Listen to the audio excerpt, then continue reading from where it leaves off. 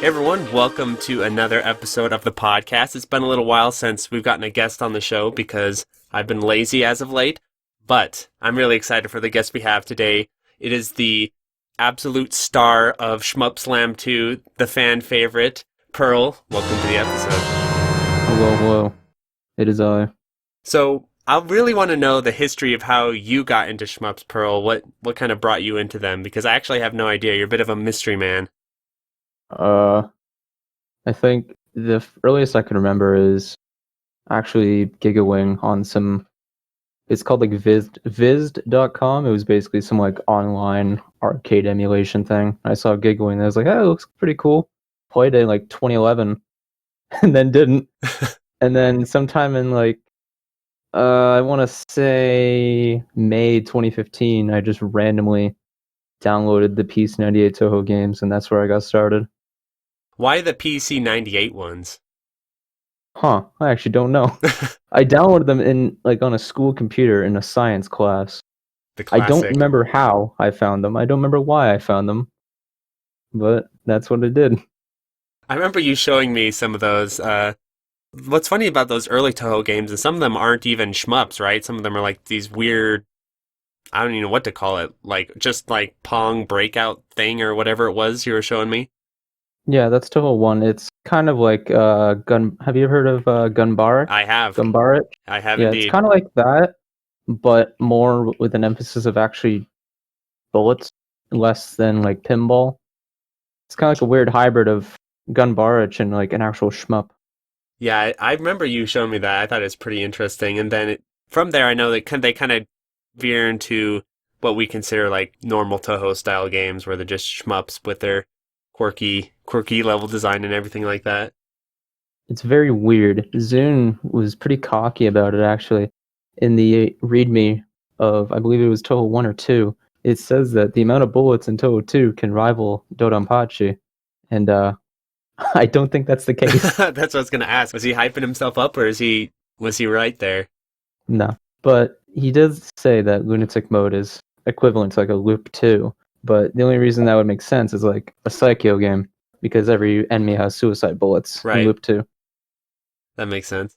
That is Yeah. interesting. I think it's then pretty clear, right? Like Cave was a big inspiration on Toho. I mean, if he's directly citing Dodonpachi in the second game, and I think there are like hibachi patterns on one of the bosses and stuff like that. That would be Mystic Square. Mystic Square, I believe second last pattern of the Stage 6 boss is very similar to the Stage 6 final of DDP. Yeah, I remember seeing It's that. kind of like waves. Yeah. Before playing Toho and Gigawing, were you into arcade games at all? Like, what were you playing before then? What was your main thing you're into? Played like 4 to 5,000 hours of Minecraft. Oh, yeah. You're younger, right? Yeah, Younger than most of 21. us. 21, not too young. No, you're my little brother's age, so you're Yeah. not too much younger than me. That's good. I just missed the Minecraft thing. Like, I remember my friends kind of getting into it, but I was a little bit older at the time, and I was like, okay, why are we playing Minecraft when we could be like blowing shit up in first person shooters? And, I was kind of like in that mindset, or playing like Metal Gear Solid and all those types of things. Ironically, me and my school friends, we did the exact same thing, right? We did, because we all had PlayStation 3 except like one of us, but they also had another group to play Xbox 360.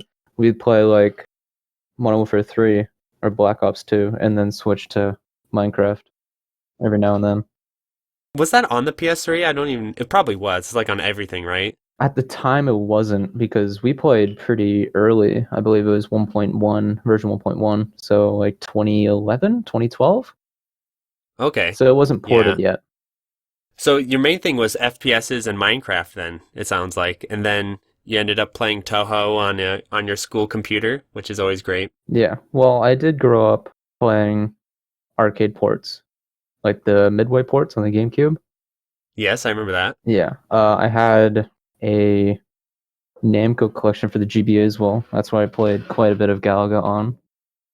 Did the GBA have other like arcade games on there? I can't really remember, and I have a huge GBA collection and everything, but I can't recall many. I guess if you want to consider like Gradius Gaiden or whatever the greatest one on the GBA is. Oh yeah, that makes sense. And they also have like they had Namco Classic Collection, which was, I believe, Galaga, Galaxy in pole position, and something else. And then they had the Oh Pac-Man shit, collection. they have the Pac-Man collection. I just remember that, and that was a big one for me. I remember playing that a ton. Yeah, What's funny about the GBA is I have a lot of friends who are like in your age range, 21, 22, and they were a little bit too young to have the Super Nintendo. Like their first console, most of them was the GameCube, yeah. and how they got into the Super Nintendo was actually through the Game Boy Advance. So one of my friends is really into Link to the Past speedrunning. He's pretty fast runner, and he said he got into that from the Game Boy, not the Super Nintendo, and then obviously swapped over. Did you have kind of a similar experience where like your 2D gaming was mostly on the GBA? Um, Not really, because I had the ports on the GameCube, right? And also had Hmm. the. There was one other Namco port thing on the PS2, which had like Sky Kid, CVS, Rolling Thunder, etc. Yeah. Also, you had a PS2 then as well. Yeah, I got that pretty late. The PS2 was a hidden gem. I guess people know now. Like as far as getting insane arcade ports on that thing, the thing is a beast. Like Yeah. the Metal Slug collection. That's how I got into Metal Slug. Actually, was well through emulation, of course, but also playing. Like you couldn't really play Metal Slug 2, I think it was, very well for a while, and unless you overclocked it, and I had no idea how to do that. So I ended up playing it on the PS2 port where they fixed it in the Metal Slug Anthology collection. Isn't it always just like super slow, like a complete slog? Oh, it's horrific. So the only way to really play it is you can either Overclock. play it on the PS2 version or I think it came out on the Wii too and probably on Steam now. It's called Metal Slug Anthology. They fixed the slowdown in it. Another way too that you can do it is you can overclock Final Burn Alpha and like set the CPU speed to like 200% or something Oh hell yeah! and it runs like normal speed if you do that. That's another really cool feature of Final Burn Baffles me Alpha. how they released that game like that. I have no idea. The Metal Slug games are really interesting as far as how jank they can be at times. Speaking of Metal Slug, though, it's funny you have a sort of a love-hate relationship with the Neo Geo hardware, right? When we're talking about Blazing Star and you're showing me fun times you Yeah, have with the invisible bullets and all that. yes. Neo Geo hardware is pretty awkward. It's a lot like DFK Black Label, where when there's like a lot of stuff happening on screen, a lot of like sprites will disappear. This also happens in Futari Black Label as well. It's mostly like CV1K hardware that does this, where sprite overflow will cause many different elements to disappear. And the same happens in Neo Geo, specifically Blazing Star. You can see it happen a lot on the stage 1 boss when you're trying to max out your rank, just because how many power-ups there are in one horizontal plane. Yeah, I'm trying to think if I ever ran into that in Metal Slug. I can't think of a time that I'm sure it happens, but yeah, it's a little less serious than something like Blazing Star. I don't think there's enough sprites for that to happen in Metal Slug. Even when you're like milking in Metal Slug 2 at the end of the game, I don't think there's Hmm. enough sprites on Right. screen. Yeah. Well, I have another funny story to tell about how I got to know Pearl, which is I remember early on we were actually discussing Toho and seeing if we can get the older ones to run in RetroArch. I should rebrush up on that because maybe there's been some progress since then to see if there was run ahead and you could get the lag down because those are pretty laggy, right, on the emulator that you were using. 2 frames, but the 2 frames is built in. Oh, okay. Well, I Yeah, guess you that's not too you bad. can't get rid of the 2 frames. One of them is a type of vertical sync, and the other is a type of acceleration. Hmm. So the Okay. first frame of movement doesn't actually happen. For Mountain of Faith, I downloaded some sort of hack that chopped out a frame of lag or something like that, but That would be vpatch. that's it. Yeah. Yep. Could that be applied? I mean, if someone took the time to figure that out. I don't think so, just because they're in widely different languages. And as it is, Piece 98 is like really unstable if you try to mod it. It is Oh, incredibly unstable. I had a friend that modified some of the background music, and somehow it broke the script of the last boss. I You don't know, even know how. one other thing that I've always wanted to kind of follow up with you with is you were talking about someone was working on a score splitter for shmups where it would like automatically do score splits like in speedrunning how they have time splits. Did Mhm. that project ever come to life or did the guy kind of move on? That would be Wes Copeland, and he's rather busy at the moment. It wasn't just for Shmup specifically, it was just gore splitting in general. I It think that would got be really cool. pretty far along. It's just it wasn't fully ready to be released to the public at the moment. That would be really cool. I was thinking of different ways you could pull that off, but a little bit trickier than time splitting where you just hit a button with your foot or whatever they do, Yeah, right? Or you would either have to read the memory or use like some type of like image verification software to read the numbers. I was wondering if you could do something really ghetto, like have it screenshot just like a certain section of your screen and then just dump the picture somewhere on your screen. Oh, that's what I meant with the image verification. Oh, I thought you meant like it would identify the numbers and then like translate them into written text or whatever, but you meant just snapping pictures and dumping them on the screen. Kind of a bit of both. Yeah, that would be really cool.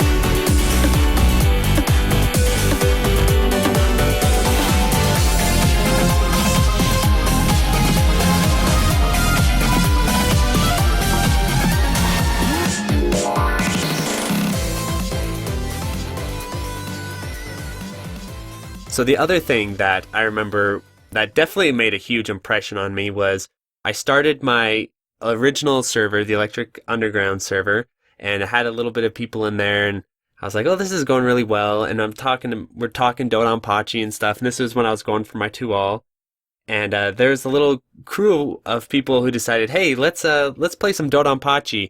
And of course, at the time, I was playing Dodonpachi all the time, going for the 2-all. And then I remember Pearl joining in, and 2 weeks later, Pearl has caught up to me, and I'm like, oh my god, he's gonna get this clear before I am. And I was sweating bullets, and huh. I didn't Yeah. realize how much of a beast of a player you were at the time. So I remember I felt like, oh man, I'm a straight up fraud. This random dude just joins my server and catches up to me in 2 weeks. Well, lucky for you, I could not stand loop one. Yeah. So what was your experience playing DDP? Because you got pretty far along there. I remember you made it to Hibachi in one of your runs. I made it to Hibachi twice. Halfway Yeah. through the HP bar, I believe, was my PB. And both times I got there with like no lives left and maybe like a few bombs at most. My experience with the game is pretty much just, all right, gotta practice 2-5, get to it in a run, die. Oh, I gotta do it again. Yeah, exactly. The Hall of Hell is ruthless. God forbid I get to like loop 2 with like a good amount of lives and I just die in 2-1. Just like, fuck. There goes like 35 Oh minutes. yeah, on the mid boss or just like randomly. Just like randomly. I've died before the mid boss because I just get messed up on the streaming section at the last bit before the mid Yeah. boss. Yeah, 2-1 is surprisingly like a little surprisingly dangerous. To me, 2-2 is the scary one for a while. That one is scary because for whatever reason, 2-3 and 2-4 are really not other than the mid boss and 2-3 and the boss, but Hmm. like most of the stages, they're really not that much worse than the first loop ones.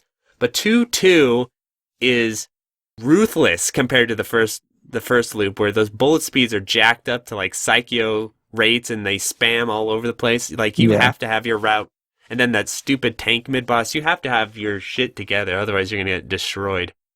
basically, yeah, because all the tanks will start shooting 3 bullets and at a far faster rate than before.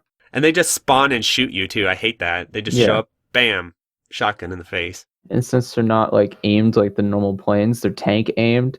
They're always going to shoot at like the most awkward angles if you don't have a really concrete route going. Yeah. So as I've gotten to kind of follow what you're up to since starting my server and everything like that, I can tell that you have sort of a taste for more obscure or lesser played shmups. I'm curious where that comes from. Like what, like Bermuda Triangle, of course, right? Like where's the appeal for you? I don't know actually. It's just kind of fun to play stuff that hasn't been properly explored yet. Like Bermuda Triangle, when I played it, there was almost no information about the game I had to figure out on my own. Same with Legion Spinner, some nitty Right. gritty game from '87. And it feels like you go through these games and you learn them pretty fast because you'll start playing some random shmup one week and then a week later you're destroying it. I'm like, holy shit. Do you feel like you've kind of gained a skill at learning how to route these things really quickly? It's less about routing to me and more of a I know how to completely break this game, so I'm going to do that. Instead of properly routing like these fine-tuned kind of like paths through the stages. Think of an example, R-Type Leo. I just kind of figured out, all right, just use blue weapon here, use green here, use auto fire. And then when I get to the last boss in a run, I pick up the laser and then all those lives go away. So what is your mindset when you approach a game and you're looking for like broken stuff? What kind of piques your sensors to say, okay, this shit is broken or this is good? Because I don't have a real talent for that at all. Do you mean like mechanics or Yes, weapons? mechanics, weapons. Do you know what I mean? I feel like Jamers has a real sense for this as well, where you throw Jamers at a game, and in it, like 3 days, he's gonna Did a break that week game. later, he's already, all right, guys, I figured out this route through loop two. It's like, wait a second, hold up. Yeah, Kiwi is like that too. Like Kiwi and Jamers, they sniff that shit out like bloodhounds. They'll find broken shit really fast, Hmm. and I'm the opposite. I'm like an idiot. I'm like a blind man wandering through these games, just so I feel like I'm kind of the opposite where I'll be stubborn about stuff. I think I'm getting better about it, but like I'm not really good at keying into what's broken, what's not broken, what's really good to abuse, what's not. So I really want to know if you have any insights like what you're keeping an eye out for. So it kind of comes from really early Toho fan games, for example, because a lot of them weren't like well thought out in a way. So a lot of Yes. them you could just kind of look at and you'll play it a little bit and you'll notice like one certain thing is like really good. So you keep a note on that and then, oh, this thing gives me like iframes or something, or it does much more damage up front. Or maybe you do more damage focused than unfocused for some reason, because that's the thing. So you just kind of like take notes of certain things when you go through and then you piece them all together when you're actually playing. Yeah, that Another makes sense. another thing for specifically older games is something called bullet doppler, where you move up while you're firing to kind of have the shots more quickly reach the enemy, and so as a result, you can shoot more bullets faster because there's less on screen. Because a Right. lot of them have a sprite limit. So just point blanking the shit out of stuff, it sounds like. Well, Or is it a little different than that? so you could point blank it, but if you're not already at the top of the screen, then you're gonna have to use bullet doppler a little bit just to make things a bit faster. Interesting. This applies to a lot of older shmups, right? Because a lot of them will limit how many bullets you can fire, like Mega Man, right? Mega Man, you can't just launch as many, whatever they're called, little lemon peels as much as you want, right? There's only Yeah, three you can get out there. yeah, Is it kind of like that? yeah. Okay, that makes It's very sense. similar. That makes sense. Yeah, I never considered that as well. Another thing was I played a lot of like Black Tiger for a while, and I found a lot of weird kind of quirks with that game, where you can like wrap around checkpoints, or you can just clip through the stage vertically. You just kind of experiment and find stuff that really breaks a certain thing down, and then you can probably apply that certain thing to other places in the game. So do you have sessions where you fire up the game and you just try random stuff to see, oh, can I clip through stuff here? Can I point blank this? Is that kind of how you operate, or you just notice them as you play? It's a bit of both. Sometimes I'll try something in a run. Like if the run's kind of like dead, then I'll just experiment with things. That makes sense.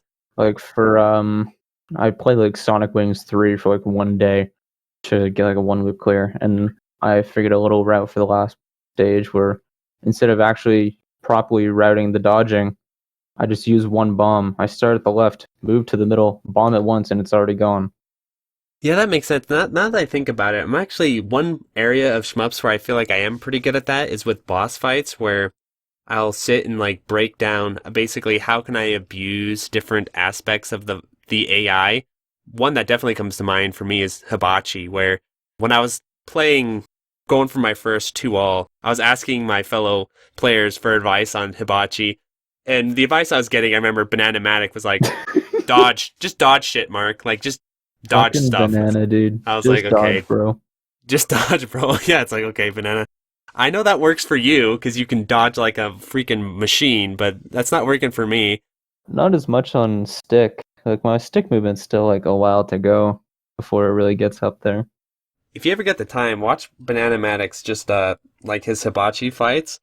Yeah, his movement on his arcade stick is really impressive. It's very, very precise. Hmm. I feel like Japanese player level precise. Like when you watch Fufufu or WTN move their ship around. It's hard to explain exactly, but it's like their ship is being controlled by AI. You know, there's no wavering. It's just like, There's no falter. yeah, there's absolutely nothing. Where you look at my ship's always like on rollerblades. It's like slipping and sliding around, like just barely maneuvering itself in all these kind of funky ways. Yeah, I think mine is like that as well. Just because my movement isn't as refined on stick. Yeah, and remember you swapped over to stick pretty recently, right? You were a keyboard player before that. Yeah, I swapped over in like September. So what was the motivation for that? Because we got the stick boys now. Like a lot of us are playing on stick. It looked more fun. Bam. That's all it was. Because I have a little arcade near me, like a little retro game shop, and there's a few machines downstairs. And it's like, yeah, stick is pretty fun. Oh, and I also remember too for the Shmup Invasion 2020. But Yeah, that was a motivator, right? When you go to Galloping Ghost or were yeah. planning to go on Galloping Ghost. I don't know if you're still going, but I will go when this stuff is all over. yeah, me too. Rest in peace, Shmup Invasion 2020. I know the owner wants to do a co-op run with me on Mission Craft. Do you know what Mission Craft is? Yes, Oh my is god. that the StarCraft? Yeah, Yeah, that's sick. yeah. I've And on his always wanted. stream, he's like, "All right, when you come down, let's do a co-op run together." Like, hell yeah, dude. Co-op 2-all. So does he have the cabinet for that? I'm assuming, or some kind of like He cabinet has, for it? yeah, he just has like this normal little American cabinet, and then he put the PCB in there. So Mission Craft is actually on a PCB. Yeah, I did not know that. I thought it was just like a campaign mode ROM hack or something like that. no, because Buffy has a PCB of it too. That's cool. I don't know how rare it is though. I'm guessing old school Blizzard were not too concerned then. Oh, well, it's a Korean game. Oh, is it? Yeah. I cannot believe how many people are in here. This is unreal. There has to be over 15,000 people packed into this place. They are basically sitting on top of each other, elbow to elbow, to watch this match. This is unreal. Let's just say if there's a fire in here, everybody's going to die. That's right, man. We're going to be trying to climb over the Nerd Mountain and get out those front doors, but I don't think we'd make it. But you know what? I'd rather die than leave the finals that we're going to have tonight here. Yeah. With none other than Stork and Jaedong, a Wow. Korea versus Korea final. I guess not too much of a shocker, but it's going to be an awesome game no matter what. This is not uncommon here at the World Cyber Games. In fact, it always happens. Korean winning the medal. In this case, when we got two of them, obviously one of them is going to come out on top. No doubt about that. And, these guys, I wouldn't want to see anyone else in the finals as far as Korea goes, man. Jaedong, best Zerg ever. We've been over it 100 times. Been on almost every stage match because he is that good. And, of course, Jaedong, as you said, best Zerg in the world, even outdoing Savior himself, also known as the Maestro. Yeah, I don't know the history of it all that much. I just, because I actually played a lot of StarCraft Brood War, and it had a, I think it's called like a campaign editor or something like that, and so it had all these different games made out of StarCraft. So I kind of assumed it was like that. I didn't know it was a Korean ROM or whatever. It must be some kind of ROM, right? If it's on a PCB. Yeah, I believe it uses the engine of Strikers 99. Nice. It's either 99 or Gumbird 2. I always forget which one. Oh On shit! MAME, it's not properly emulated yet. Past stage 5, all music and sound effects just stop playing. And past 2.5, the game starts to freeze. Kill screen. Not kill screen. No, Oh really? it like spikes. So it'll just freeze for like 5 seconds, and then it'll unfreeze. That is bizarre. Not 5 So seconds. But is like the a only second. way to play that game on the PCB? Yeah. Well, I cleared it on MAME, but it was not a fun experience. Did you like fast forward through the freezes, or did you have to sit? No, Wait for them because to undo. the freeze is only like a second. I thought it was 5 seconds, but I'm looking at it right now. It's only like 1 second. It happens every like 5 or 10 seconds, though. Well, it's like pause buffering for you. Yeah. Maybe if you think about it, like Sometimes. random pause. Like your friend comes over and starts, randomly pause buffering for you as you play. There's also 2 versions of Mission Craft. There's 2.7 and 2.4. 2.4 version's like really hard. Everything has so much HP. They don't die. Oh damn! Yeah. Euro so, Schmupper territory. so I guess they nerfed it for 2.7. That makes sense. Well, I think there's one other thing. Is there something else you want to mention before we start talking about the topic at hand? The juicy. Ah, yes. Let's just go right to it. Let's go right to All the right. Galaxies. Okay, so we learned about our homie Pearl. One other thing we know about Pearl is that you are one of the few people I know that have actually submitted to Twin Galaxies, and that's the topic yes. of this episode, which is my thoughts on Twin Galaxies and why I disapprove of many of their practices and kind of their reputation. And I feel like, especially with shmups, I don't even think it's really an option for us to really look to them as being sort of the future for the genre. But I almost feel like arcade games as well should also consider some alternatives, because I think... So let's start off by explaining what Twin Galaxies is for the few people who may not have heard of them before, which would be surprising. But Twin Galaxies is a record-keeping organization, score-tracking organization, and they're one of the oldest. I think they might be the oldest. Pearl, is that correct? I believe they're the oldest. They started like really, really early. Yeah. Like 81 or something. Yeah, 1981. And they're most known for, the golden age of arcade games, right? Games like Donkey Kong, Pac-Man, Defender, Centipede, so on and so forth. Basically stuff pre-85. Yeah, exactly. And they don't really seem to be that well known for shmups, right? Is there any sort of significant shmup activity on there that you're aware of? 1942 is like the one thing I can think of. That's about it, really. They don't really do much shmups there. Most of the What about classic. Galaga? Does Galaga? I don't even know if that counts as a shmup, but maybe Galaga. Galaga's still popular. Okay, so Galaga. Yeah, the Galaga world record got improved not too long ago, actually. And the thing about Twin Galaxies that I have checked with Plasmo about when I was covering JHA. So for people who aren't aware, JHA is the Japanese high score record keeping organization. And they're the ones that have like the monstrous shmup scores, like the Dodonpachi world record and all these insane records of the Japanese, shmup players. And the two organizations don't really have anything to do with each other. I checked with that because I was wondering if at some point maybe Twin Galaxies was like, yo, we have these shmup world, you know what I mean? If they, wanted to cross over with the Japanese, but no, there is no crossover, which I think is pretty interesting. Because the Japanese arcade scene is absolutely insane.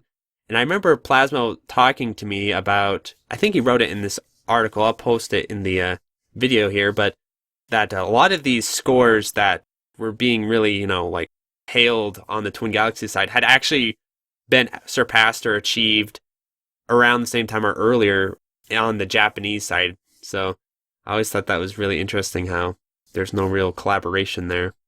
Yeah, Twin Galaxies is mostly just kind of like a American or European thing.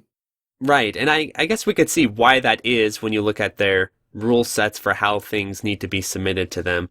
So Let's start off by talking about that, because I think this is where the real crux of the problem, my biggest problems with Twin Galaxy come from, which are the ways that they require, or they used to require, scores to be submitted, and then sort of all the drama that's ensued since then.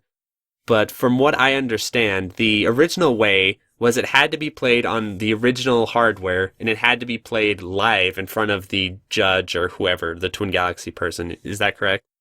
Yes, there are a few videos out there. Specifically, what comes to mind is Tim Sherby's old Donkey Kong record. I think it was like 900,000 points. He had a referee with him when he played the game at home, I believe, on his cabinet. Right, and wasn't that kind of one of their like shticks where Walter Day would he would be in a ref costume, right? Or a The ref costume is so funny to me. I'm assuming these were the days before Foot Locker, where it didn't look quite as, like, okay, cheesy as, when you go to Foot Locker. And I don't know if Foot Locker's still around, actually, but... it probably is. For our younger listeners out there, Foot Locker was a store in the mall you'd go to that'd sell you shoes and wear referee outfits while selling you shoes. But that's what I always think of when I see the Twin Galaxies referee outfit and all that. I think it was mostly just used for the King Kong movie. Walter Day was in that silly little ref outfit. I don't think they actually went to adjudicate runs in the goddamn ref outfit. That's just what Walter Day does, I assume. Right.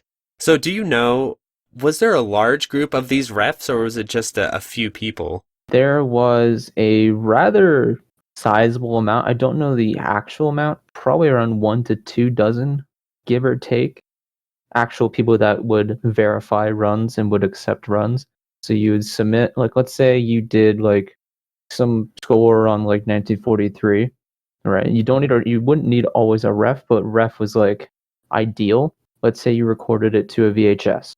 You would then mail your VHS to one of the refs, and then they would look through it, accept it or deny it. That's basically how it went. Right. And so we'll get into some of those standards for recording the hardware itself and stuff like that. Yeah, that's where things get real fun. But so that actually does not sound on paper too different from something like the early speedrunning days. I remember GoldenEye and Super Metroid as well. I remember doing this, recording my runs to VHS. At the time, wasn't really that big of a deal, but you would record your runs to VHS and then you'd upload, right, like the 240p glory to YouTube and be like, yo, yes. check out this killer Super Metroid run. I actually learned most of my Super Metroid speedrunning from this really shitty quality 240p VHS. I think it's like Smokey Rodriguez or something like that. You can still find it on YouTube. Rodriguez? It's a really early runner, not a lot of people know about. Yeah. But speaking of which, so that would be kind of how you would get your scores verified, right? For yes, the most part? And that would apply to console games, any type of stuff. So if you, for example, did a Super Metroid time and you put it on VHS and you submitted it, then it would be the same process. And so this is where I start to get a little bit hazy as far as when we look at especially when we start getting to all the drama surrounding these scores and cheating and submissions and all that stuff. Was it sort of certain games had higher standards than other games? Like if I submitted a Super Metroid speedrun, they'd eat their sandwich, watch the tape, and be like, all right, fine, whatever. But if you submitted like a Donkey Kong score or something, that's when they would start to have these really strict scoring standards. So that I can't confirm or deny because that's outside of my perspective. But I would assume for the very, very popular games, like the prestigious records of the time, say Donkey Kong, Pac-Man, Asteroids, Galaga, or one other one I always forget the name of. But like those big popular games, I assume would go under a lot more scrutiny on how they're performed. Right.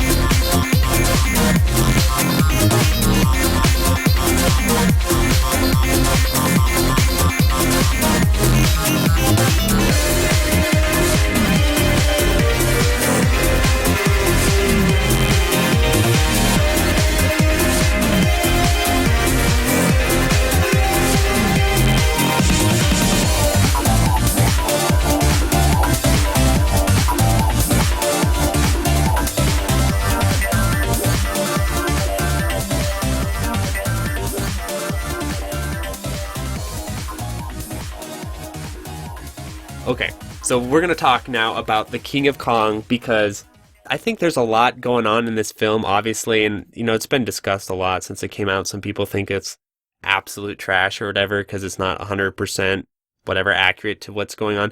But there are certain scenes in that movie where I don't know how they're inaccurate as far because they're like happening unless everyone was straight up just pretending. I don't know, but it can't be because there's a series of events that happen afterward that I don't think could be completely staged. The one thing that I noticed in the King of Kong that I thought was absolutely insane was when Steve Wiebe first gets his Donkey Kong record and submits it, and they're like, no, and he submits the VHS just like you said, and they're like, no. So then they come out to his house, and then they see that he's playing on like a Donkey Kong Junior and Donkey Kong PCB. A double Donkey Kong board. The double Donkey Kong board. Yep. So they don't accept his scores. And then it's like, okay, well, if you want to have your scores accepted, you need to fly across the damn country and play live at this event to get your scores accepted. And I remember watching that, and as I'm, as a player now, the concept to me sounds absolutely insane that they would force you to fly. The dude had a job, he's married, he had kids, he had to pack them all up, take them, fly them across the country to play in this competition or whatever, to get his scores verified. And at the same time, Billy Mitchell just hands a tape. He doesn't go in and play. He doesn't go and play the thing, and then they accept that. I think of all of the shenanigans surrounding that movie, like that was the part to me that really was like, what the hell? Like, why did they force him to fly across the country? Why didn't they just say, okay, come play at the Seattle arcade and we'll watch you at the Seattle arcade or whatever? That was the one that I was like, holy shit. So there is kind of like a reason why they wanted him to play this one specific arcade, because it's like they kind of built this one arcade up, it's Fun Spot. Right. It's like their arcade, basically, right? The place, right? And they know, like, hey, we have these boards that we've used, that we have submitted stuff on, that we've played on. We trust these ones, but we don't fully trust this random one that could be in Seattle or whatnot. Right. And so let's give a little bit of a like devil's advocate type thing. Was there ever issues with people like tampering with boards and ROM hacking? I'm assuming like ROM hacking boards so you can like skip stage 4 or some bullshit. I don't know what, but yes, there actually is a problem with that. At least there was. Not back then, but I believe 2010-ish. We had a player named Triforce who donated... Wait, the Triforce? Yes, that Triforce. Triforce. Yes, he donated his Black Tiger board to Fun Spot, right? And he played at Fun Spot. Reminder, this Fun Spot is the same place that Steve was required to fly out to for his Donkey Kong scores so that they could ensure he played on the board that they approve of. And he puts down a score of like 2.1 million, which is basically impossible in Black Tiger outside of TAS. And the reason for this is because that Black Tiger board at Fun Spot is not Black Tiger. It is a failed conversion of a Black Dragon board. And it's still... Yeah. I remember you telling me about this. It's still there. Yeah. And is it still marked Black Tiger? Yeah, still marked Black Tiger. If Pearl gets on a plane and goes to Fun Spot, that's what you have to do to get your Black Tiger record because it's the wrong board? Or no. Like, how would you get your Black Tiger record verified? Or did you already? No. Well, if I wanted to get a Black Tiger run verified now, I would just buy a PCB, play it, have the camera showing the screen, and then when I'm done the run, take the camera and show the board. Right. And that's about it. This is a new update, right? Where yes, this update's like 2015, 2016. Back then, it would be not the Fun Spot way. I believe the Fun Spot was kind of like exaggerated for the movie. Like, not everyone would have to go to Fun Spot to set their scores. Yeah, I could see that. I could see it also being, because it's the movie, they want Fun Spot in the movie, and they want Steve Wiebe to come play at Fun Spot for the movie to, like, advertise and all that kind of stuff. I could see all those types of things, but It's less of a documentary and more of an actual movie. right. So, as far as getting your scores verified, then they felt like the Donkey Kong Jr. board and all that kind of stuff. It has to be this very specific Donkey Kong board to get Yes. the games. And there is a reason for that, because earlier versions of the Donkey Kong board could be the Japanese version, or it could be an early American version, which play very differently to the TKG4 board. The reason for the double DK board not being accepted was because people didn't know if things were different between the two. Like, the Blue Barrel Smash RNG could be different on the double Donkey Kong board, resulting in a potential higher score. Mm. So the first thing I think I do want to talk about when it comes to all these old arcade, records and stuff like that is how damn complicated all this shit sounds. As far as like when you're talking about all this original hardware, they got all these different board revisions and Donkey Kong Rainbow Edition in someone's backyard or something like that. Street Fighter 2 Rainbow Edition scoring. Hell yeah. Hell yeah. So in your opinion, as far as the older methods of getting these scores verified and everything like that, do you feel like it was as shady as it seems now looking back on it? Especially we'll talk about like Todd Rogers and person who will not be named and all that kind of stuff. But Well, do you feel like outside of those examples, do you feel like their approach was pretty sound, or do you feel it was kind of ridiculous from the beginning? well, if you kind of think about it real quick, like think 2003, 2002. How would you prove you got a score on, say, 1943? Well, you could take a video or take a picture. Well, if you take a picture, then maybe the dip switches could be wrong. So, how would you prove you got the score? Well, you could videotape it, but then how would you upload the video? Because internet back then was pretty bad. It would take Yeah, a long that's time not to going. upload and then download said video. So back then, there wasn't really much other option. Just record it, put it on VHS, send it to one of the refs, and you're done. Back then, it was basically all you could do. Right. And I'm assuming most of those recordings were probably off-screen captures, right? Not like direct captures from Yes, the cabinets and all that stuff. direct feed, at least in the West, was extremely rare.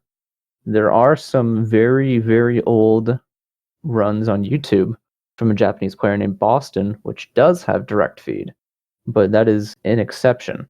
A lot of these old runs were done just straight camera, no direct feed. Yeah, and I'm assuming too that the camera's not like completely synced up with the refresh rate of the monitor, so you get lots of rolling and all that fun stuff. Yep, most likely.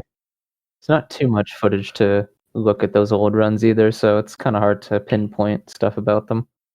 What's really interesting about Twin Galaxy, and I think this is kind of my overall thoughts on how it stands now, is that Twin Galaxy was also sort of a place where speedrunning began seeing activity. At least that's what I believe, just following if you follow a lot of like world record progressions or history of speedrunnings, a lot of the runs start off with Twin Galaxy's rule sets, and we'll talk about rule sets in a sec. And the speedrunners eventually just get sick of the Twin Galaxies rule sets, and like every single one, it's like, I remember the Mario Bros. One, right? Yep. Like I think Andrew G or whatever, he's like, okay, I'm just gonna do a run with everything in it. yeah, where basically the Twin Galaxy rule sets are like no glitches. Were there any other restrictions as far as speedrunning that were an issue? I know no glitches was a huge one. No glitches, no like quote unintended paths or whatnot. Right. Basically just kind of like play the game normally. Do not do any like sequence breaking. That's it. Yeah, no sequence breaking. That's right. What ended up happening as far as Twin Galaxies is that they have these really sort of strict old school style rule sets, and they're just not like updating along with the player bases. And so what you see like with speedrunning is everyone just left and went to SDA, and then left SDA and went to speedrun.com, right? And I feel like that's a healthy transition that speedrunning made. And I feel like arcades and shmups need to do that same thing. Shmups kind of have already left Twin Galaxies at least, but like made that shift from, okay, Because isn't the sort of default stuff, for instance, I was looking at Dodonpachi. I can't actually submit my Dodonpachi scores to Twin Galaxies. I was going to for the podcast, but I can't because Due I to didn't many follow their reasons. rules. So those type of rules isn't a TG ruling. Those are actually MARP rules. So MARP is like, the old school MAME submission thing from like 98 or 97, right. where they're basically defaults, no auto fire. Use MAME, Wolf MAME ideally. Submit an IMP, you're good to go. So was that with MARP? Was that actually even back then the rules as far as like Wolf Mame and all that crap? Is it really that old? So I don't remember when Wolf MAME kind of started, but I can actually open it real fast.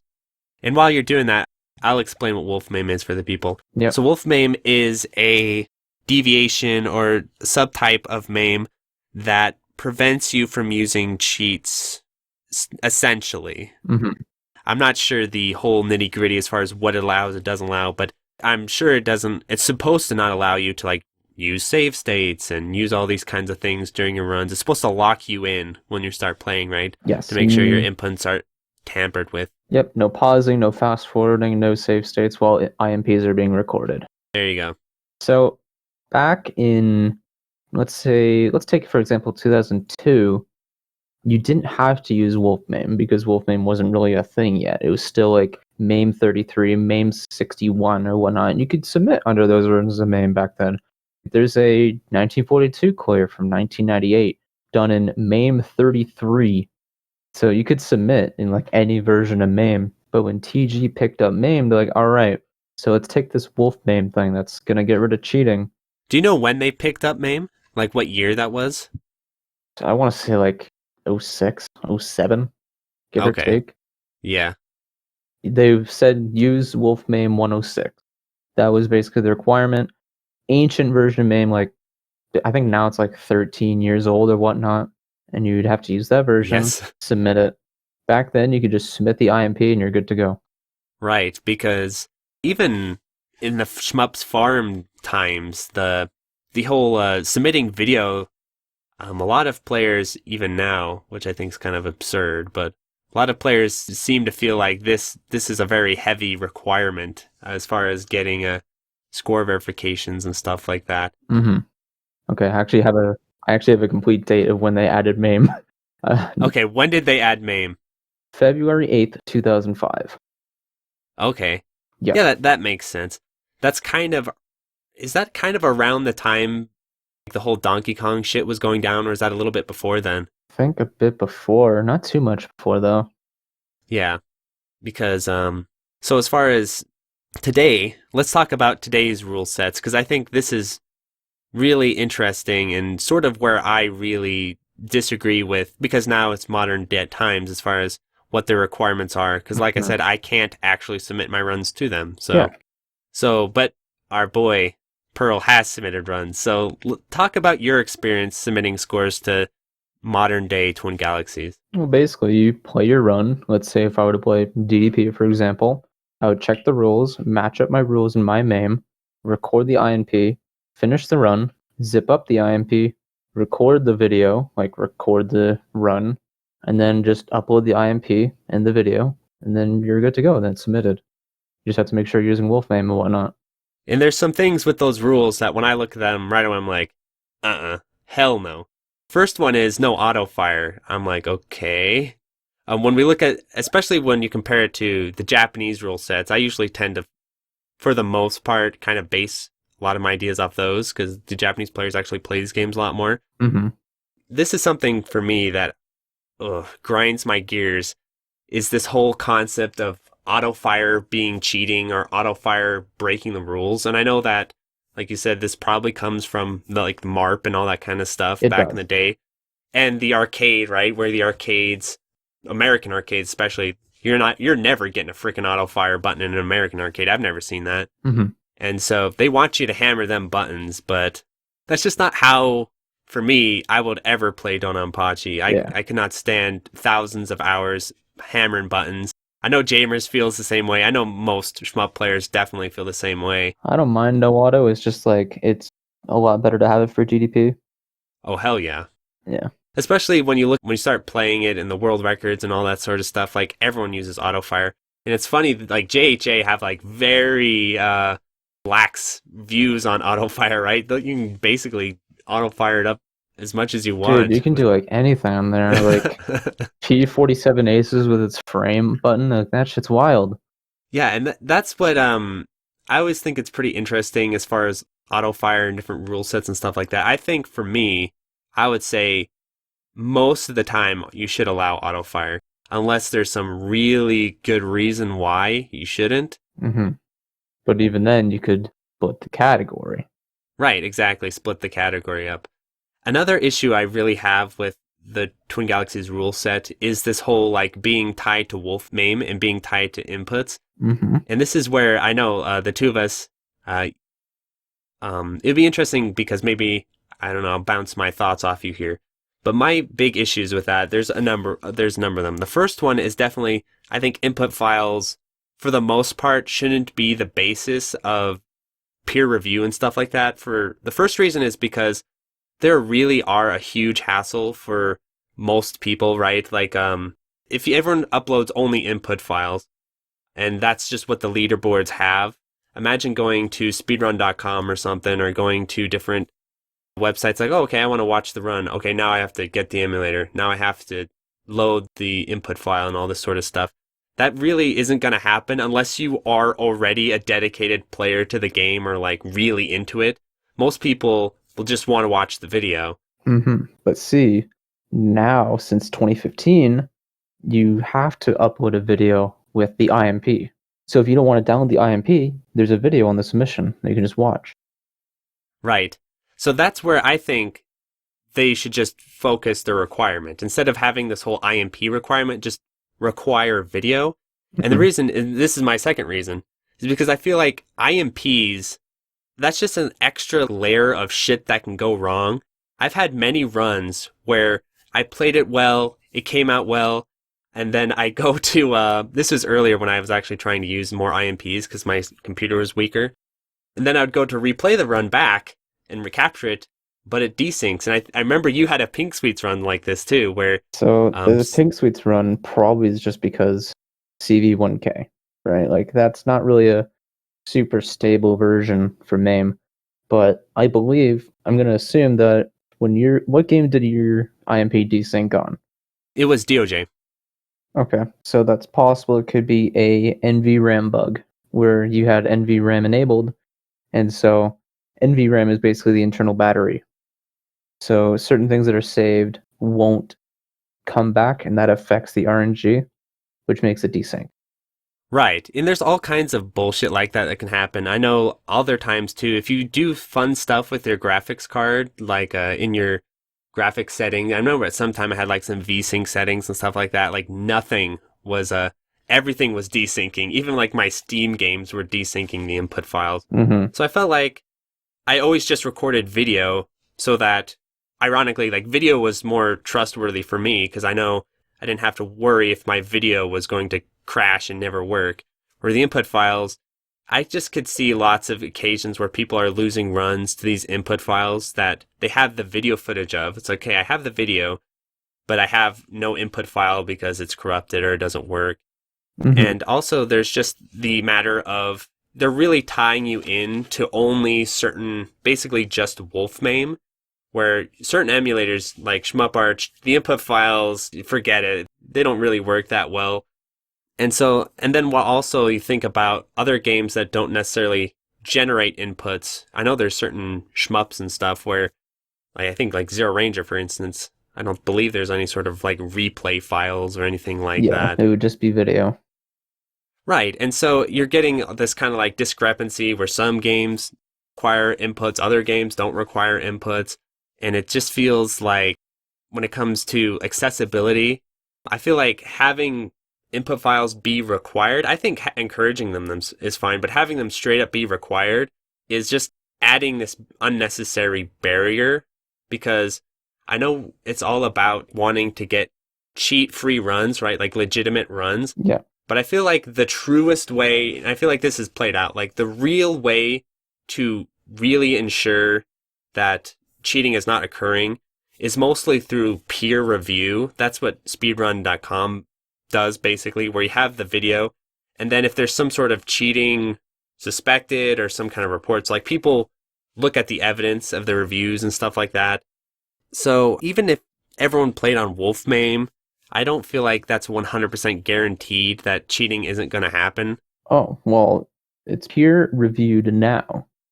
But I feel like there's sort of, basically when you look at score submissions and things like that, I kind of look at it as there's a nice little bell curve where you want proof standards, but you don't want such restrictive proof standards that people cannot submit runs. For example, myself. So I have video of my run, I have hand cam, I have me streaming it live, I have all these proof standards, but it doesn't have an input file and it wasn't played on Wolfmame. And so I feel like their proof standards are just too strict to really be accessible for a wider audience of players. It's just too... The problem I have with a lot of Twin Galaxies rule sets is it's like, we make the rules, you follow the rules. It's sort of like top-down, almost authoritarian style rule setting and rule restrictions. Whereas speedrun.com, I like their approach a lot better because it's community agreement, community driven. Like, the players decide what the rules are. So if the players get together and say, you know what, we're going to play Dononpachi on Shmup Arch because it's better than MAME, or we like it more than MAME, so we're going to do that. The Twin Galaxies method doesn't allow for any sort of innovation. It's always sort of just stuck in this very like top-down type of thing. And I remember you had an issue with your Battle Garega submissions, right? Where Yes. there was some kind of snafu with your Battle Garega run. So what happened there? I submitted my premium run for the PS4 port, and there were a few people that don't like that, don't like the replay, gotta see it, gotta see like the full camera pointed at your PS4. It's like, oh, okay, I don't have a camera. I don't trust replay files, they said. Right, exactly. So that's exactly what I'm getting at here, is that basically some whiplash going on where they had this huge history of all this just rampant cheating going on from, to me it sounds like they were turning a blind eye to it. It wasn't like random people were doing it, right? There wasn't actually too much cheating. Like there was you got the big cases, good old 551 on Dragster. There was like a Robotron one that was like twice. Well, wasn't but it not a lot of Rogers? Yeah, a lot of Rogers scores stuff were just straight up ludicrous. Yeah, but outside of Rogers, there really isn't much cheated scores on TG. Like there's a few that are there's a UN Squadron run that completely breaks the site's rules, but it's still there because of course it is. Probably played at Fun Spot. Yeah. That's about it really. There's not too many cheated runs. It's mostly just the big ones you hear about. It's like, oh, there must be so much cheated stuff, but when you actually take a good look at all the history and whatnot, there's not too much there. It's mostly just that they're worried about random stuff going through, or they don't know what it is and they don't trust this specific way. Like if you use some random emulator with no hand cam, just video, who knows? It could emulate differently. It could have smaller hitbox or whatnot. Who knows? That's basically their mindset. Right. I totally get that. As far as, I've definitely been thinking about this a ton because it's really funny how Twin Galaxies and the Shmup's farm are extremely different, but they're also very similar in certain ways too, where the farm is just basically anything freaking goes. Type your score on there. Just have put the number on there. Yeah, just who cares? And except that's not necessarily true because people did that, but there wasn't that street cred for some of those people, right? And they're like, no, those scores don't matter. Mm-hmm. But then at the same time, when you have our Pericles situations and other people who have that street cred, it doesn't matter what the evidence says, right? It's licensed to do basically whatever you want until you delete your entire YouTube channel or whatever it is. So, yep. And I feel like with Twin Galaxies, they have this very sort of extremely strict top-down, all these rules. On paper, it seems like, okay, nothing's getting through this. They've got you need to have input files, you need to have video, you need to have a guy in a jersey watching you play, and all these rules. And yet, at the end of the day, they've had all this shit going on behind the scenes, because I feel like the issue remains the same, where it's not the players who are like moderating things and working together. It's like this authoritarian group that like a leveled thing. Right, exactly. And so I feel like that's why I always like the speedrun.com model, and I think that's why it's sort of emerged as, no one's going to say speedrun.com is perfect. It's not, but it's a very strong model, because it's the players who are making the rule sets and they're deciding on things. Sometimes players make, I think, kind of dumb rule sets and stuff like that, but at least the people playing the games are the people who are making these decisions. Speedrun.com is kind of a combined TG, where TG, it's, you know, you got the site rules, like the top rules. You got to follow all this. It's not too much. It's just like, don't cheat, don't be rude, etc., etc.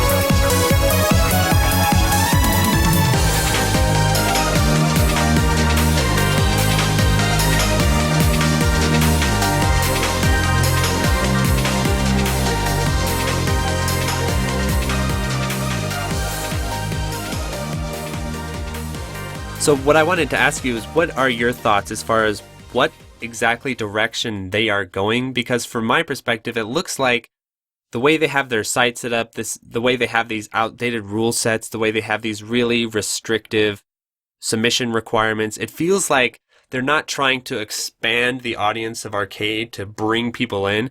It feels more like they're trying to regulate the small niche people they have and just sort of keep everything in-house and kind of like cater to the elitist crowd that exists now, but not really thinking about bringing more people into these games and playing these games competitively. Because, like I said, as far as their rule sets go, they're so outdated and so sort of like authoritarian. It doesn't feel like I would ever be interested in ever submitting scores there or, you know, bothering with them. Well, So what do you think, Pearl? I think like they are working on actually like alleviating some of it. They're working to actually like make it less restricted and actually like open up to everyone. Site admin recently made a post saying like, hey, we're gonna start accepting normal MAME submissions, but you just gotta like show the MAME startup and whatnot. They are working on making it more accessible, but also like at the same time, like, all right, but if you do that, you do this one little extra thing and you're good to go, right? Because the MAME stuff, again, is taken from MARP. And MARP is kind of like that gold standard of MAME submissions. Wolf MAME, IMP, good to go. How popular is MARP as far as, I know it's popular among like shmup people and arcade people, and for people that, you know, maybe are tuning into the podcast, recent content, if you haven't followed the arc of my quest with Shmup Arch and Retro Arch, like, shmup people and arcade people were not down with Retro Arch until basically I have been shoving it down people's throats. But like, I remember everyone's like MAME is like you said, the gold standard, the, you know, the baby of arcade players. Like, everyone's gonna always it feels like everyone always gravitates towards MAME as being the emulator, which, you know, I don't always agree with, obviously, especially with all the innovations that are going on with Retro Arch and stuff. But do you think they would ever start to consider updated rule sets like, hey, auto fire, who would have thought? Or, you know, stuff like that, or using different emulators other than MAME? So for the updated rule sets, right, you can make, like, let's say if you wanted to, example, make a DDP track with C button allowed, you could do that and people could submit to that. Because I think the one pretty good thing about TG is that you can make your own tracks, you can make your own rules to submit to.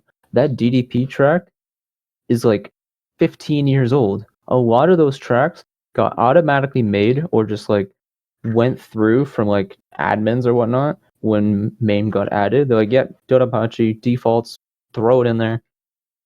Because, they're copying over popular stuff from MARP, stuff that was emulated at that time. Now, you can make a track with C-Button if you want to. You can make a track that's like, hey, you can use Autofire on this title. Go right ahead. To me, I remember when I was looking into submitting again, you have submitted, so you can tell me what this is like. It seems there's these sort of community things you have to do or something like that, or there's some sort of like points you have to earn, or can you explain that whole system to me? Yes. So to submit, you'll have to get like 3 submission points or whatever the hell they are. And to get that, you basically just have to vote on someone's submission. So go to MAME, or just look at a run. So like, yeah, this looks good. It looks pretty good. Like actually give it a chance and look at it, make sure it's not some weird infinite milk or whatnot. And just vote yeah on it, vote no on it, whatever you feel. And then once that thing goes through, you'll get your good boy points, and you can use those points to submit your own runs. Do you need to do that for every submission? So like every time you submit a run, you need to go verify 3 other runs? Yes, but the way I would do it is just go through, take like a little bit of time, not too long, just vote on a chunk of things, and then like come back like a week or 2 later, maybe like a week, and you'll have like 20 points, and you can submit like a good chunk of runs. It's basically this kind of like cycle where you submit a thing, a bunch of people vote on it, they get the points to submit, and then you vote on their things. It's just a big circle of points. Right. I can see the idea behind that, definitely. I can see where what they want to do is they want to encourage players to start peer reviewing other runs, Yeah, basically. because that's the whole thing. Yeah, that's what they want you to do. And I do get that. My only concern, I talked about this on the farm as well, is sometimes I don't like the idea of mixing social dynamics with score submissions, because let's say you piss off the guy who runs the Doronpachi board on the farm. And so when you go to submit your score, that takes like 3 months to get updated because you kind of pissed them off. Mm-hmm. And so I feel like when you add these social dynamics, I always like the way the French form does it, where it just like goes. You'd like put it on there and then it's there. And then people peer review it. I've always liked that system more, because when you start adding in all these social dynamics, let's say you pissed off Twin Galaxies by making a podcast about them, and then you go to submit a run. It's like, no, bitch, you're not getting any points today. That's always been my concern. What do you think as far as that? As far as like, because didn't something like that happen with your Garega run, where like people are like, this doesn't look legit, and Stuck it's like in like submission hell for who knows how long. That's mostly just because it's a PS4 title and those aren't active, so that's why it was stuck for so long. When you submit a run, because I have like a 1943 run, it does show up as the score, like it shows up there, but it says in progress or in process. So it's similar to the French form, but not 1-to-1. yeah. So it's like you submit a thing, and it's like, yeah, here's the score, but it's not like fully verified yet. And then people go through, look at it, vote on it. I don't know how many votes it takes to submit, but after a while it does go through. Yeah, it feels like, because I know with speedrun.com too, there's bullshit shenanigans that happen on speedrun.com too. Because I remember I submitted a Dodonpachi speedrun and a DOJ speedrun just to be cheeky.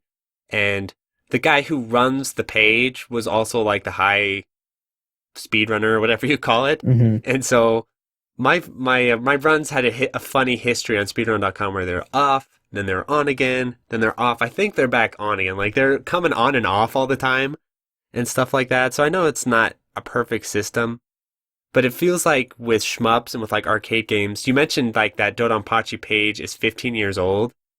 I don't know its exact age, but a lot of like old stuff got added in like this big wave of like pages being added. So they aren't made by a player, they're made just automatically. They dropped in from MARP or whatever. Dropped in from MARP. Maybe sometimes they're different, like say Bat Rider, for example, had a few extra ones for special course, advanced course, normal course. But all of those require default dips. So what I've always wondered, and I think I know why, but it is a little bit telling that Twin Galaxies, on paper, should be the place where people, or a place where people submit scores for shmups, right? Mm-hmm. And yet their leaderboards are like straight up barren. Yes, and I think the reason for that is like people just don't care to take the time, which I can understand. It's pretty tedious sometimes submitting stuff. I know that's not even like a theory, because do you remember my post on the farm 2 years ago? It was like one of my first posts where I explained, hey, we need to update these shitty leaderboards, but I said it in all these nice, but people were freaking out. They're like, I'm not taking the time to record video. I'm not taking the time to like actually prove my runs. Like people were all offended by the idea, a lot of people. Mm-hmm. And so then you imagine Twin Galaxies, you need to play on Wolf MAME, submit input files, have video, write a letter of appeal, all this kind of shit to like get your shit up there. And so that's where I feel like I would be interested to see, because when did they change ownership, right? I think that's like a big delineation, right? 2014-ish. Yeah. And you have been sort of more involved with Twin Galaxies than anyone I know, right? As far as like submitting runs and all those sorts of things. Yeah. And so what is kind of your perspective on this? Do you feel like Twin Galaxies is a viable place that we could start trying to work with as far as putting up our own putting up scores and leaderboards? Or would it be better to make our own at this point? See, that's a tough question because TG already has a community, right? They have a community and they are pretty welcoming. It's just like to immediately barge in and be like, hey, change rule. Kind of right, like, exactly. My concern, right, is because I've done that. I've knocked on the doors of many people. Speedrun.com will not have us. I can tell you that now. They're like, no. It's like, okay, sorry, Speedrun.com. I was really hoping that would happen. And then I knocked on the French forums door and be like, hey, what about us? It's like, no. And hell no, do not recommend the freaking farm. Like, that's just a shit show. Mm-hmm. So it comes down to, at this point, creating our own leaderboards. Yeah. But it's like, well, is Twin Galaxies an option? Like, so because they do have an infrastructure, but if it's going to be a pissing contest where, we show up and say, hey, we don't play these games with autofire off. I hope you know that. Or we don't always use MAME, or Wolf MAME. We want to use other shit. Like, how much of a battle that's going to be, or if they're going to be like, no, go away, we don't care. Do you know what I mean? Or if they're actually trying to find a larger player base. So they are working on, as I said, allowing other versions of MAME, but other emulators is probably a bit outside the scope. As for autofire, as I mentioned before, you could make your own track. Like that happened with Truxton 2, actually, in 2017 or 2018, because the default Truxton 2 submission follows the ancient admin rules from 2006, where it basically says no autofire of any kind, including dip switch, which meant since Truxton 2 has an autofire dip switch, it's on by default. The original TG track doesn't have it on. So yeah, because they're super against autofire, man. Like that's where this whole idea of autofire's cheating comes from. Whenever I will still see that all the time. Like when I make posts, when I make videos, like people are like, "Hey, there's autofire here. Autofire's cheating." No, it's not. We need to get past this, people. Autofire is not cheating. We all don't want carpal tunnel. There is no way I am playing 2K hours of Donpachi hammering the fire button. It's not going to happen. Mm-hmm. Like, no way. But, as I mentioned, you can make your own tracks. So, there actually is a Truxton 2 track that says autofire allowed. Right. Yeah. My question is, how far are they willing to go? Like, okay, autofire, we'll accept that. But when you start saying, hey, I want to play this on not MAME, or hey, I want to do this or that, depending on the rule sets and stuff like that, or is it just straight up? And then there's also I don't really like the idea of always dividing up leaderboards if it's possible not to. For instance, Ketsui on the PS4, I would want those scores with the PCB scores, right? I'd want Moglar's 500 mil not to be sitting on some PS4 page. I want it would be with the other Ketsui scores, right? Because the port is the same, right? The port is so accurate that it's the same. So the scores should be together. Yes, but on TG they keep it separate by platform. They don't have a I know. unified one. That's another issue I worry about. So that's why I wonder how, if it's just not a good fit for what we're looking to do. I think for MAME at least, people could start coming to TG. I think it's getting to a reasonable point where if people actually, like, if there's a serious effort by the community to kind of come forward and be like, hey, let's actually use this website, let's actually give it a fair, honest chance. Like, they could make some tracks with Autofire, they could start discussing with the regulars there. Like, it's not impossible, but it will take an actual community effort to do it. There are some also additional concerns I want to get your insight on too, because they would affect actually you. So, Oh, boy. and like Kiwi and all those people. Remember, you guys have been working on getting those cave games running better in MAME, right? Yes. Getting them running more accurately. Well, I can tell you, at least from my experience with Wolf MAME, right? Wolf MAME doesn't allow cheats. That's Part right. of the cheats, yes, Yeah, mhm. you need cheats allowed That's so what I you can get found the out. CPU underclocking, right? Yes. So So what's for those going on there? games, that would be a bit of an issue because Wolfmame doesn't allow cheats when recording input files. That's And right. guess what TG needs? Input files. So if they start allowing other versions of MAME, then you could make a track that says use these CPU settings with cheats enabled, have the IMP, have the video, and then you're good to go. The only problem that could arise is because when you turn the CPU down, I believe that also affects the recording speed. So then some people be like, hey, the recording speed isn't 95%, what's up with that? But You can see it turning into a nightmare as far Yes. as like playing back those inputs. yes, but as for, like, say if you just want to play like GDP or something, or Ketsui, stuff before CV1K, there's nothing wrong with that. Like, there's a perfectly fine Ketsui category on there right now with all the correct dips and everything. I can see what you're saying, like for a lot of people who play MAME and play like and use input files, that's not going to be an issue. Mm-hmm.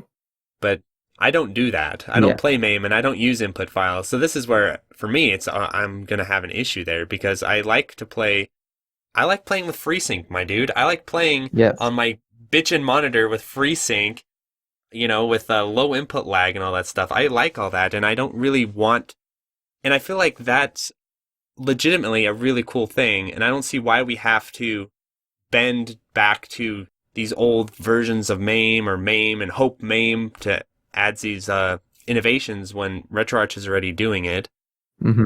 Then again, I don't like the idea of separating out Ketsui scores on the PS4 because, like, let's say they said, no, you can't play on RetroArch. That would really bother me, especially with certain games like Battle Garega. I don't want to play Battle Garega on MAME. Well, you don't want 5 frames of lag? Yeah, I don't want that shit, man. Especially when on RetroArch you can it destroys it. It's so good. Well, RetroArch, keep in mind that Garega doesn't really play nice with the low latency. It affects the option movement, I believe, so it's kind of like it'll feel really good, but then it'll be a little bit weird to play. Yeah, I haven't really noticed that, but I'm not like a Garega expert, so that could have gone over my head as far as that. It's a bit subtle, but your options do move a bit differently with low latency, I believe. Interesting. And so, yeah, of course, with all those sorts of things, that type of stuff comes up. But let's say I'm like, okay, fine, I'll play on the PS4 port. Mm-hmm. But then it's like, my scores are basically banished to hell on the PS4 Yep. unless everyone starts playing on the PS4. Yep, and that's where the issues arise because it's split by category. It's not unified into one. Right. Which makes sense on paper, but then when you actually kind of like look at it and try to get like a community, it's like, no, it's not really working. It's definitely not what you want to do because I was talking about this with Plasmo too. Like, for instance, did you know on the PS4 port, you can play with your rank graph on, right? Mm-hmm. And so there's kind of like this little snafu going on right now where some people are getting amazing world record scores with that graph on. Mm-hmm. and some people are getting it with the graph off. Exactly. And so the question is that two separate categories? Do you unify them? Plasmo says you don't. I say, well, I don't know, like maybe. So What do you think, Pearl? I think it should be a bit separated in that case because there are specific strategies where you need to see your exact rank to know if you can do it or not. And it makes certain things easier, like milking stage 4 boss or stage 3 boss, seeing the timer if you have the timer enabled. Yeah, for me, it's hard to decide because it's kind of like my issue with separating them. I'm not saying you shouldn't. I'm just saying the concern that comes up Mm-hmm. is that I feel like this PS4 port going forward is going to be one of the main ways people play Garega competitively moving forward. Even like Japanese players are now setting amazing scores on this thing. Mm-hmm. And so you basically need to like ban the rank graph, which is built into the game, or you're going to have this historical slice between records achieved before the PS4 port, records achieved after the PS4 port. You know what I mean? Yeah, It's so like, it gets a you know, bit messy. 10 years from now, someone breaks all of Kamui's records or something. Like some amazing player shows up and does that, breaks all her scores. But it's like, well, you didn't really break her scores because you played with the PS4 rank graph on or something. I don't know. It could be a bit of a problem. Yeah. For instance, let's say we did a speedrun.com model where we all get together and decide, okay, do we ban this thing? Like, we all decide together. But the way it is now with Twin Galaxies, it's like it doesn't matter because the PS4 port is Already separated. And then you'd have to make a separate track on there, rank graph on. And so you get even more separated there. Mm-hmm. And the troubling thing is that you cannot tell if the run was played with the rank graph on or off unless they recorded the video. So from the input file, you cannot tell. Correct. Though, on the PS4 version, I believe you can tell if they've changed the bullet color. Really? I believe so. I haven't tested that, but I did test the rank graph thing for Plasmo, and I can confirm that you cannot tell because it's whoever is playing back the file, it uses their setting for the rank graph and stuff. So if you had them off, it'll be off. If you had them on, it'll be on. It doesn't like set them for you. So yeah, lots to discuss. I didn't throw as much shade as I was planning to, which is always a bummer, but Damn, that sucked. yeah, I was gonna get into the whole "He Who Must Not Be Named" and Todd Rogers situation. Funny DK man cheats at Donkey Kong. the DK snafu. Yeah. But I decided It's been drilled into the ground. best to leave that to the courts. Yep.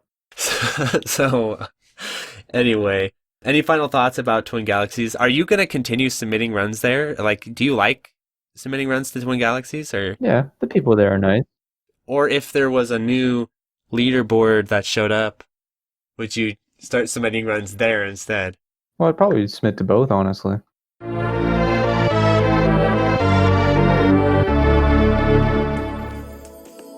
Thanks so much for coming on the episode. Yeah, thanks for having me. Take care, everyone.